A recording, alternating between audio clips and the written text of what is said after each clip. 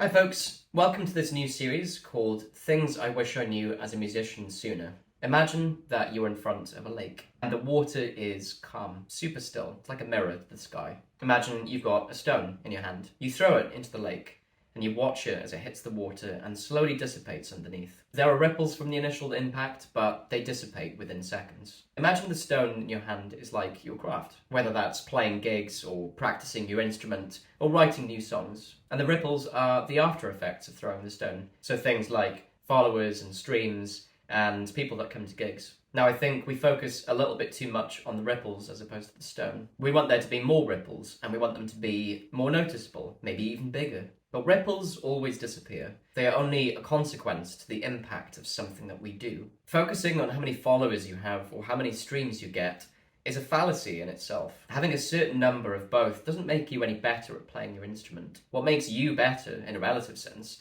is how you perform today compared to what you did yesterday. That gradual sense of incremental improvement. You might factor in things like followers and streams to be the top achievement of what you can do. But the thing with numbers is that we're not fully satisfied when we get to a certain milestone. You might get to 1,000 followers on Instagram, and while that's good, the next day you might be focusing on how to get to 10,000 followers. In a couple of years' time, you might reach that 10,000 followers. But then you're thinking, I've got to reach 100,000 followers. Overall, numbers aren't indicative of your worth or who you are. They're just numbers. Ripples have a sense of artificial movement to them. You're moving forward in terms of having more numbers than yesterday. But what does this really mean? If social media was to disappear tomorrow, what would you have to show for it? The stone, on the other hand, is a physical object. Picking it up and throwing it takes effort, the kind where you can feel something tangible every time you move it. You might get used to throwing that stone, so you find a bigger one.